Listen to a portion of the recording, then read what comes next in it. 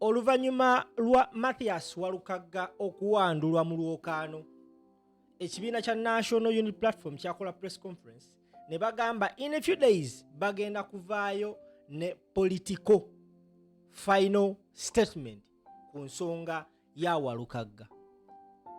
Tambuza video bampita simple nkwegayiridde ennyambo gitambuze buli omu agifune. Kagenda baka wanvu mukko naye nsaba gwe wenna ataalya ku mutwe gwangege kano kayinza okuzigwalira mu just kaveeko. Bw'obanga toyina bwongo mu mutwe nga tolabira wala nga tewalya ku mutwe gwangege kano nkwegayiridde kalekere abali omutwe gwengege bagenda kannyonnyoka. Ntandise bwenti. Jolo Quality Properties and Real Estate Consultants Limited bakafulu mu kutunda amataka. Christmas eno siba lwaki omalako omwaka ng'okyali mupangisa. Omukisa guze ku kadde kamu n'ekitundu ofuna polotiyo ate mu bitundu ebiri close to urban centers. Amazzi weegali, neighborhood nungi. So kuba ku nnamba eri awo wansi obenga weefunira ettaka. Ogambe nti yes omwaka nze naguyingira nga nina poloti y'ettaka. Kati gwe ssebo bannyaba ndaba njagala onyambe otambuze vidiyo eno kubanga nsimbudde. Ebifaananyi byolaba ku screen yawo kuliko Walukagga Mathias, kuliko Waggulu Magoola, kuliko Medad Lubega Sseggona akali amaggwa. Then ne kubeerako n'omukulu amanyikibwa nga Haji Abdul Kiyimba. Be bantu ababadde batunuliddwa ku kifo kya Busiro Walukagga kye yawanduddwamu. Njagala otambuze vidiyo eno ate nja kusaba nnyamba giwe obudde owulirize ensonga eno. Olwamala owandululamu Walukagga akakiiko k'ebyokulonda, David Lewis Lubongo ya Secretary General w'ekibiina ne Walukagga bakola press conference. Ne bagamba tugenda tunula mu nsonga eno mu nnaku ntono nnyo tugenda kukomawo ne political decision kati gyenziza okuwa olwaleero. Njagala owulirize vidiyo eno. Nkwegayiridde ennyambo ogitambuze. Nkwegayiridde ennyambo otambuze vidiyo eno. Ekibiina awo kiba kicommunicatinga kyonna any party ng'ecommunicatinga eyina gwe bayita ssekamwa, eyina gwe bayita spokesperson ow'ekibiina. National Unity Platform ng'eyita mu mwogezi w'ekibiina ate ng'omwogezi w'ekibiina si be bano aba bulijjo wabula the leader of opposition the right honorable Joel Ssenyonyi ku mukutu ogwa CBS yakyaziddwa n'abuuza ku biwungeesebwa. Joel Ssenyonyi n'atubulira political stand ya NUP ku nsonga za Walukagga. First of all nga sinagikuzanyira, omu ku abo ababadde beesimbyewo amanyikibwa nga Magoola yali mu lwokaano lwa Kaadi ne Sseggona. Kaadi Walukagga n'agitwala, Magoola ne Sseggona ne bagowinga against the party. Okategedde? Kati Walukagga awanduddwamu mu lwokaano. Twalabye omukulu Magoola ng'akozere press conference n'akola statement eyawuniikiriza bannayuganda nti ali mu kwogereza ayayogeddeko n'abakulu. Bino byadde bigambo bya Magoola nti yayogeddeko n'abakulu mu kibiina ne bamugamba nti tugenda kubaakinga ggwe. Magoola yawaayiriza abakulu. Kati njagala owulirize omwogezi w'ekibiina Joel Ssenyonyi ng'akonfaminga ekibiina kye bagenda okukola ku nsonga za Walukagga. Then nkomewo nkubalire oba nkubuulire oba nkutegeeze akabadi n'akazannyo akabadde mu kuwandukulula Walukagga mu kifo ekyo. Oli ayinza okuba ng'atunuulidde Sseggona, yes naye akirimu, naye nkukakasa abantu abo bonna abasatu buli omu ali mu nsonga eno era ngenda kujja nkuwe ensonga zange. Kati sooka owulirize leader of opposition Joel Ssenyonyi ng'ayogera ku nsonga eno. Tukomewo tovaawo. Mwami Magoola katambula nnyo ku social media bagamba nti batudde ne mukkaanya nti obuwagizi mwami Walukagga nakkiriza okumuwagira. NUP amaaso ekyagatadde kwani mu mbeera gye tulimu nga twolekera. nga nibya Walukagga bikyayinda. Kirungi wabadde onyanjula wampisa omwogezi wa National Unity Platform. Yeah, so ekibiina bendera kyajuwa Mathias Walukagga. Yes, waliwo abamuwaabira era nga bali mu lwokaano naye. Niye boli awo kibagala okufuna tebajja kifuna. Kakati fenge ekibiina ne munnaffe ensonga zigenda mu kkooti kubanga akakiiko bikasazeewo si bituufu.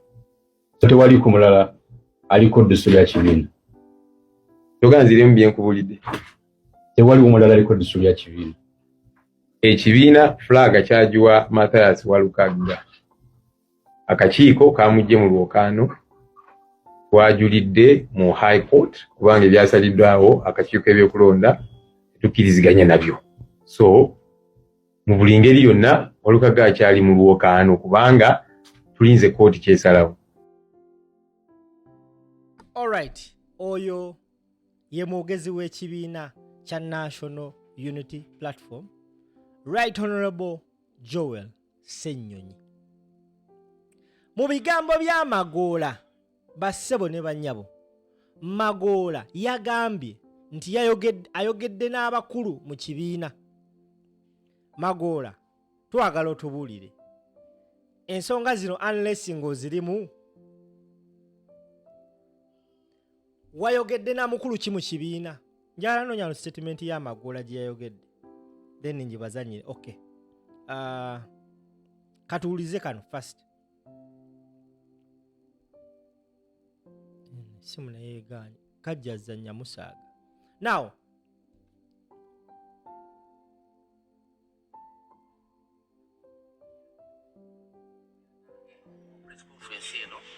era ngamba ngende mu maaso ate era njogera ebigambo bino bitegeeze bannabusiro ambitegeeze n'eggwanga.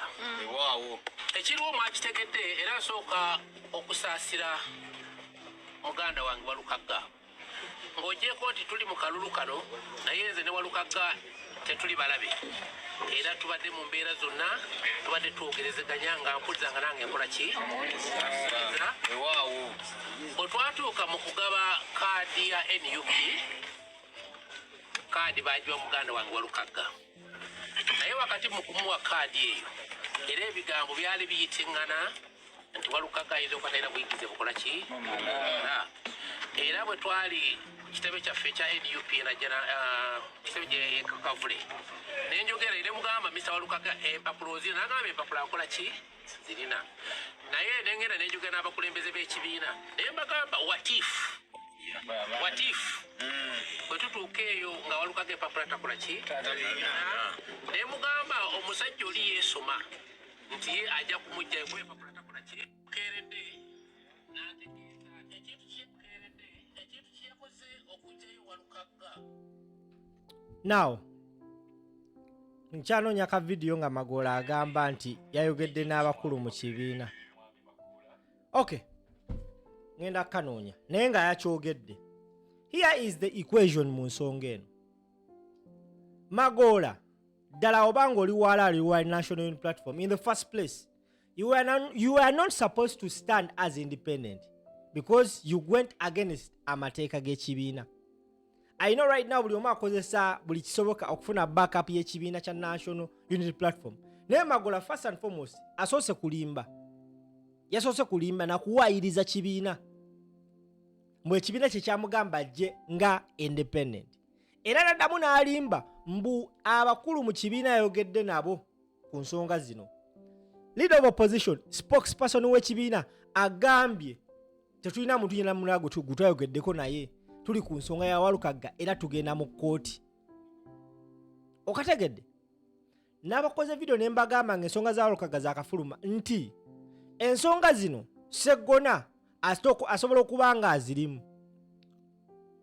Ensonga zino oyo Haji Kiyimba asobola okuba nga azirimu.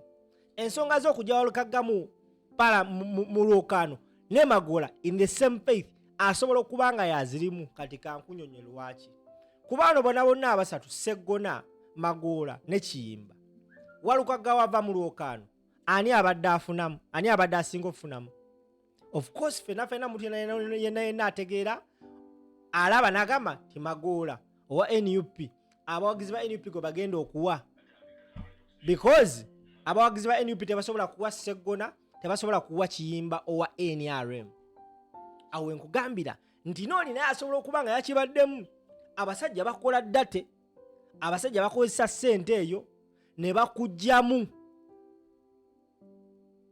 so nze nabadde ne instincts zange ziŋŋamba nono omukulu alabika yeetaaga okukuba mu ttooki kati nyongedde okwesiga instincts zange weyavuddeyo n'akola statement n'agamba mbunno abakulu nayogedde nabo mu kibiina ne baŋŋamba tugenda kubaakinga kati ate leader of opposition n'abyonoona because wali nange nabadde nkibayinze nagamba osanga oba abakulu bagambe Magoola beerawo yes naye kino kiraga nti Magoola yalimbye yawaayiriza abakulu unless ng'avuddeyo n'atulaga obukakafu nti yayogedde n'omukulu bw'ati ow'ekibiina n'amugamba ekyo naye ebigambo bya loop bisaanyizzaawo ebigambo byo Magoola unless nga you up to something you need to come out clear and tell the public ayina abasinga temugenda tegeera vidiyo eno era ab'omutwe omunafu mugenda kunjasamira naye tonjasamira tonjasamira it's not like I'm attacking Magoola no nze nawe ndowooza yange ne ŋŋamba bano bonna bakirimu kuba n'abasatu Magoola yasinga oyitawo ye Sseggona ne we kiba ki abantu bo baamuzira nono wa NRM ne we kiba ki abantu baamuzira who is left is this man kati awo otandikira okubala n'okuluka nti ono naye asobola okukikola kuba kimanyi bali bo tebakayina ono aba ne sympathy olw'okubanga nti abadde mu kibiina kati ekisinza okubyonoona nze ne ŋŋamba sigenda kukkiriza nonsense ono omukulu kuvayo okukola statement gye yakoze okategedde okategedde oba nkakuddiremu obanga okategedde mu comment section njagala oŋŋambe simple nkategedde nze nve waneeno kiwandiike waawo gamba simple nkategedde ate tambuza video bane togyesigaliza gitambuze mwana wa maama Christmas eno siraba lwaki teweefunira kirabo kya Christmas ekisinga omwaka tugenda kugumalako ennaku z'omwezi nga 27 birthday yange kitegeeza nti nze kasita ziwera 27 oba kasita tutunuulira 27 manya yesu omwaka tugumazeeko Jolo Quality Properties and Real Estate Consultants Limited bakakensa gendayo weefunire poloti y'ettaka ku kakadde kamu n'ekitundu 1.5 zitandikira kakadde kamu n'ekitundu oyagala ya 8 oyagala ya eka genda mu ba Jolo Quality Properties kino bakikoledde ffe abantu ba wansi yes ate otuuka okuba ku ssimu eyo wansi omukyalo oyo munnyonnyole trust me agenda kutwala okukulambuza kubwere talina kujjako transport okukulambuza wabula kyolina okukola olina okujjamu ne kasente nti woba osiimye osasulira waawe ka deposit ne bakukolera empapula because oyinza okuba akamala okukebera n'ogamba kangende ewaka ndeete sente n'okomawo nga luwaagi tutte so wokuba ku ssimu eyo omukyalo oyo agenda kutwala akulambuze ku bwereere ate molokayo munaye bamu ne kasoda ayina customer care omukyalo oyo Jolo Quality Properties tambuza vidiyo eno